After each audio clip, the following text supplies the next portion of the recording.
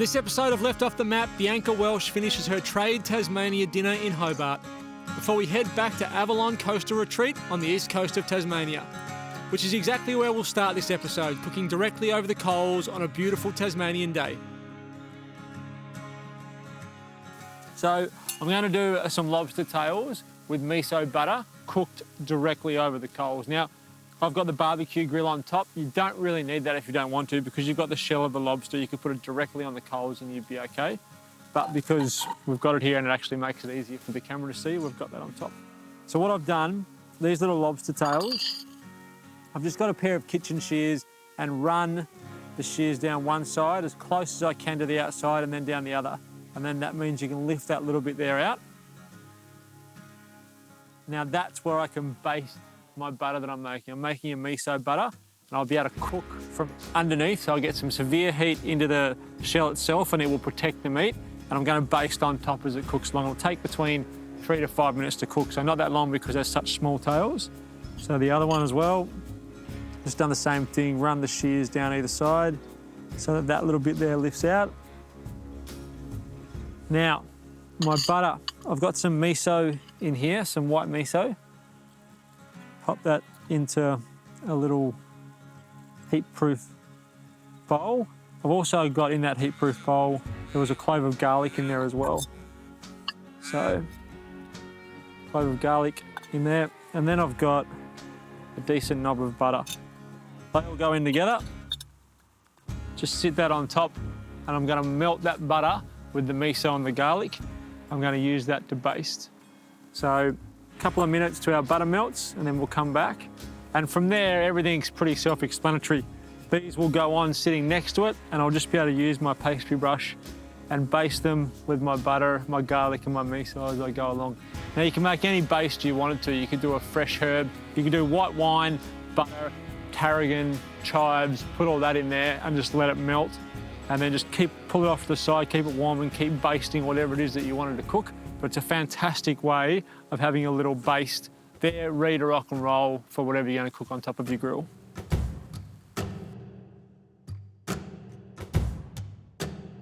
So butter's started to melt, and that's all I need. I just need to have melted a little bit so that I can start my basting, and that will slowly melt as we go along. So tails can go on.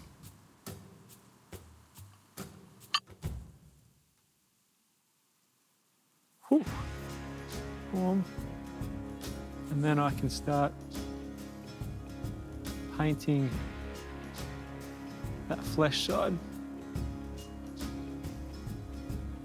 So we've got about 5 minutes till that cooks. I just want to baste that probably every 30 seconds. So I'm going to get about 10 times in. And as it cooks, the meat inside will set and then we'll be able to peel it out of the shell when we're done.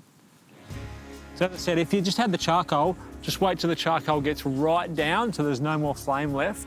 Then you could just put these shells directly on top of the charcoal.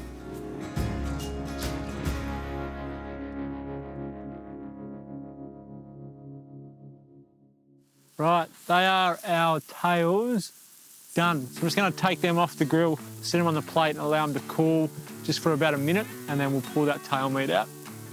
Just before I do, I'm going to flip them over and just give them a couple of seconds flesh side down.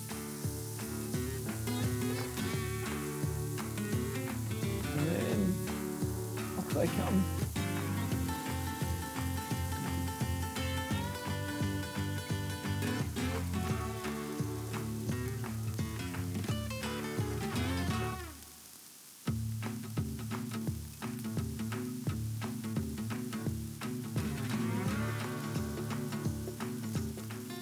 Sorry, I've gone all quiet, just concentrating on wanting to eat that. So there we go.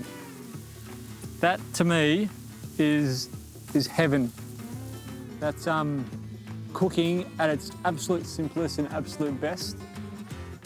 If you can cook crayfish in its shell, always do so. You get so much more flavour. And that is going to be you can put that.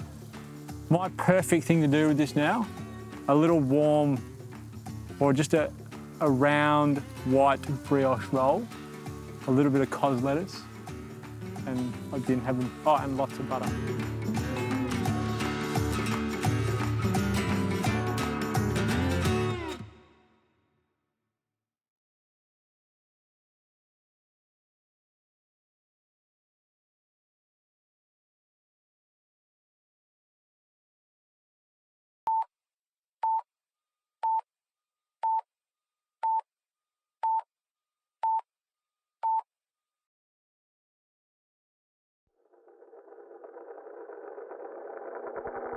Now let's join Bianca Welsh again for the second half of her Trade Tasmania-inspired dinner.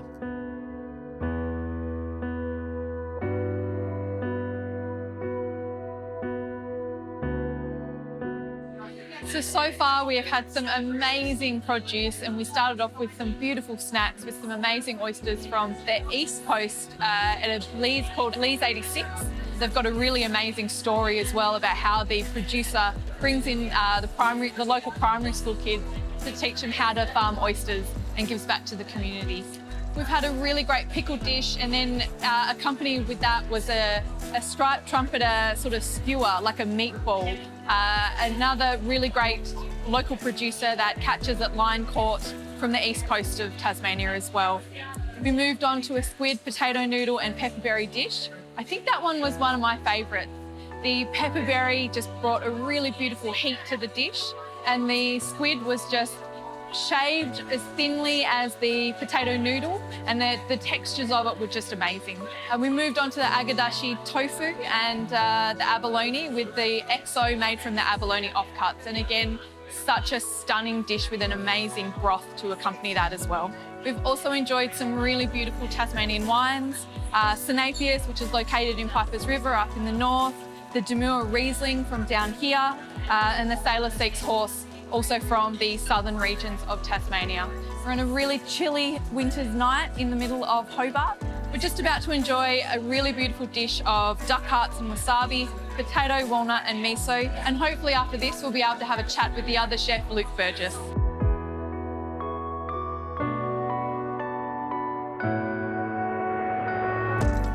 Luke, you've been part of the Tasmanian food industry for a long time and were very pivotal in, I guess, a new food movement really in Tasmania all those years ago. Tell us a bit more about your background and what you've been up to since. Well, born in Sydney, trained there. Afterwards went overseas and worked for a while. Also did photography, food and travel and some reportage. And then moved to Tassie and looked for a venue for a long time, about 3 or 4 years, till we found the site on Murray Street and opened Garage East, and had that for 5 years and decided it was time to move on and do other stuff. So pretty much since then I've pretty much been floating around, did a lot of travel, worked for a small amount of time on a jamon farm in Spain, also in Arles in France for some friends who had a pop-up during the festival there, and just trying to discover or look for stuff that I didn't have a chance to do while I had the restaurant, whether it be food related or agricultural or whatever. Spend pretty much half the week living and working on a farm, which is good, just outside of Hobart. So sort of just lots of different things that aren't really what I could do when I had the restaurant.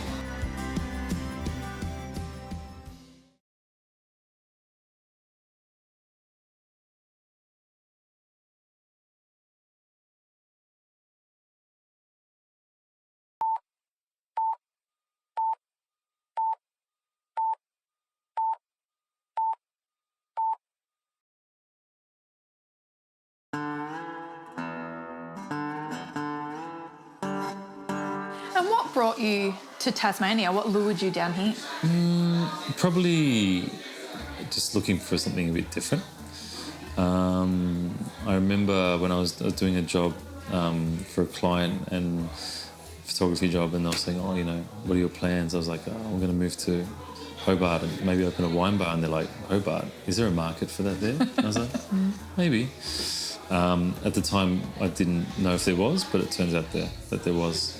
I think no doubt you paved the way for the movement that we've felt all across Tasmania now. What do you see as the future for Tasmania in the food industry? there needs to be a lot of focus on, I guess, strengthening different regions, trying to build up a culture of good eating. So I guess that's going to start outside of restaurants. I imagine with young kids, families, how they eat at home and how that translates into people who go out and choose it as a profession. And what's some of your favourite produce that we've experienced this evening? I think the duck hearts particularly. Offal's always been a bit of a challenge, especially getting it fresh and not frozen. Striped trumpeter is a great fish, particularly now when it's fattier in the winter. And I don't know, maybe the green tea, which is in the dessert we haven't had that yet. Fantastic. But it's very interesting. It's a great quality. It's got good tannins and nice structure and colour as well. So. I love the duck hearts. I think it can be very confronting for most people to think that they're going to eat a heart, but it was beautiful, delicate. The wasabi was just perfect with it. It just lifted that gaminess of it. Yeah. No, it was. And so what's on the cards for you for the future? I'm working on getting a little 10-seat pavilion built on the farm where I'm living, on 20 hectares.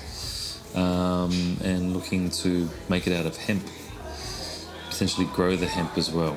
Amazing. So that's in the works, but there's a lot of regulation that we have to adhere to, and so it'll be a challenge, but we're halfway into sort of organising the subdivision and dealing with the person who actually harvests the hemp. So it looks like it will probably happen, but it won't be for another 2 years. So in the meantime, just getting by. Amazing. And is that part of is that the part that you enjoy the most now as a chef, the growing and producing part? Yeah, I think yes, and also looking at other things involved in the food industry, like what we use to cook in, where we cook, what surfaces we work on, just like the design of things as well, how I guess how you work with your soils and proximity and what you do grow and what you don't grow. So much more outside a kitchen, which is, after a while it just becomes a machine that you have to feed. And it's not everything and it shouldn't be. So I think there's a lot of scope to diversify what we do in restaurants, and that restaurants, hopefully will get smaller and more intimate.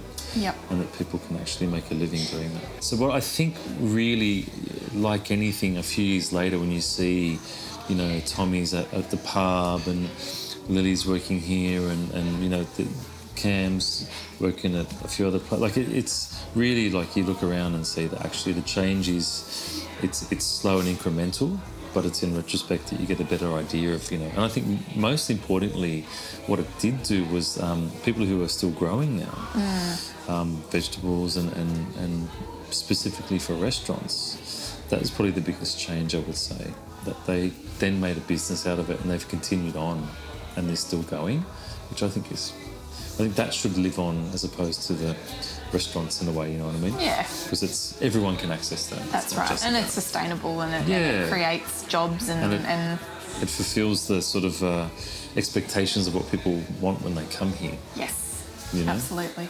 Luke, tell us a little bit about this dessert that we're about to enjoy. So it's in Japan, they love to take classic Western dishes and sort of make them their own. So it's made with green tea. I think Lily's call it green tiramisu. She loves the puns. So basically it's a classic tiramisu recipe from Giovanni at 10 William Street and Fratelli Paradiso in Sydney. It's quite rich. Lily's made the mascarpone with some Elgar cream and just sort of set it with acid. And the green tea, which comes from the Art of Tea, which is, I think, the most furthest southern grown green tea in the world. Basically infused into that with some Savoyardi biscuits and some more green tea on top. Amazing. I'm really looking forward to it because I love really sweet desserts. So to me, it sounds like a perfect balance of... It will be. Yeah. It will be. Fantastic. Definitely. Well, we've had an amazing night. Thank you so much. Pleasure. It's been incredible to see Tasmanian produce and some more rare Tasmanian produce used and accompanied with such delicate flavours as Japanese flavours. So thank you. No, it's been a pleasure to be here. Thank you. What an evening and amazing experience Bianca had. We'll leave her there as we head back to the east coast of Tassie.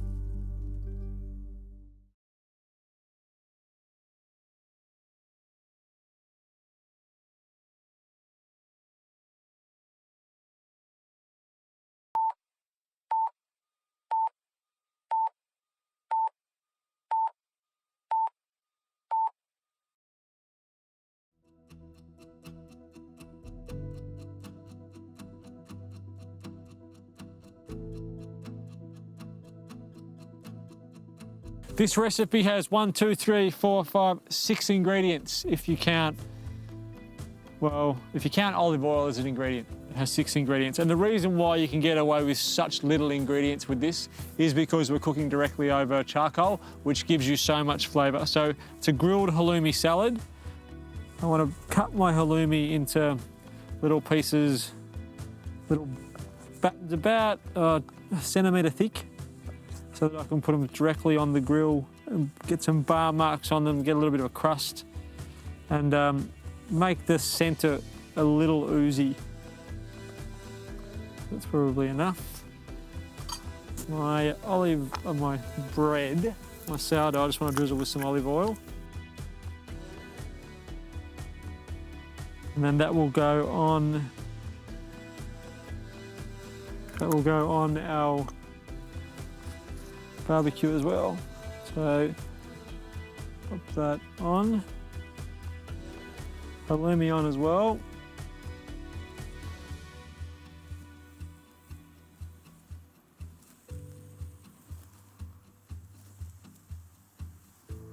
Oh, that's bang straight away.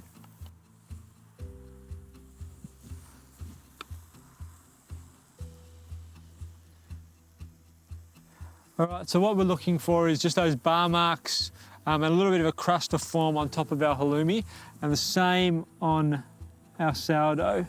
So while that's cooking on one side, I'll just put another drizzle of olive oil on the other side of our sourdough. So we'll come back to that in about 3 or 4 minutes and turn it.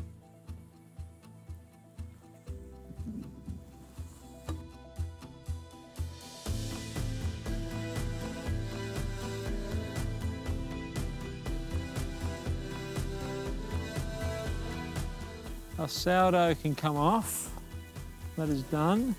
Halloumi's probably got another couple of minutes to go. So as soon as our sourdough comes off, I've got a clove of garlic here.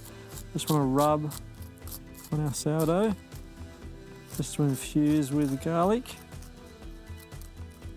Both sides.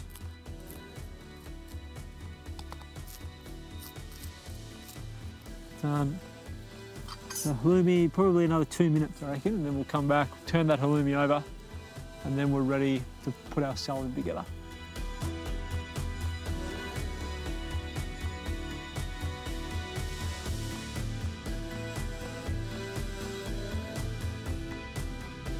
I've turned my halloumi and they're done. So these 4 here, which are really dark on this end, that's how I like it. As I said, it's going to be nice and crunchy and chewy on the inside. So don't think I've burnt that, or think if you do it, you've burnt that. Get rid of it. Hold on to it. They're going to be the best bits. All right, free all those up. They can come off on my board. Oh no, that was a good one. Damn it.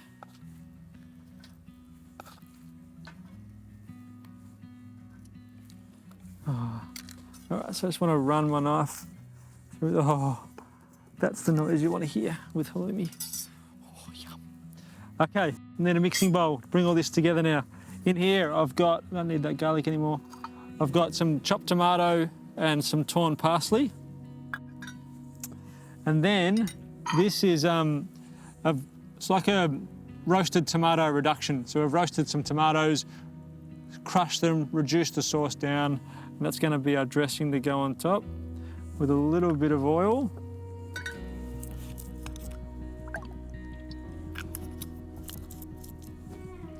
Give that a toss. Our halloumi can go in. Oh, warm halloumi. Yum. Toss that together. Oh, Yum, yum, yum, yum, yum. Get rid of that big stalky bit of parsley. Now, I reckon I'll plate this on the board.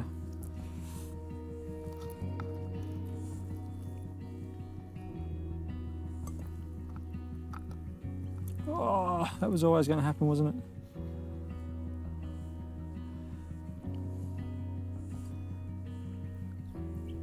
Oh. Oh.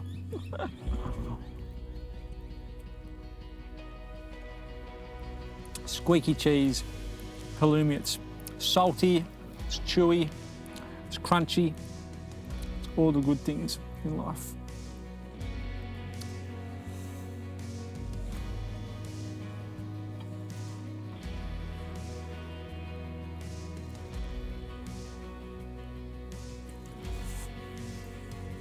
That, my friends, is yummy, yummy, yummy. Really, really, really, really, really super simple. 6 ingredients if you count the olive oil, as I said, and 5 if you don't. And you end up with this, that which now has soaked up that dressing with a crunchy outside. I don't know if you can hear that on the mic, but the squeakiness of that cheese is just awesome. Yum.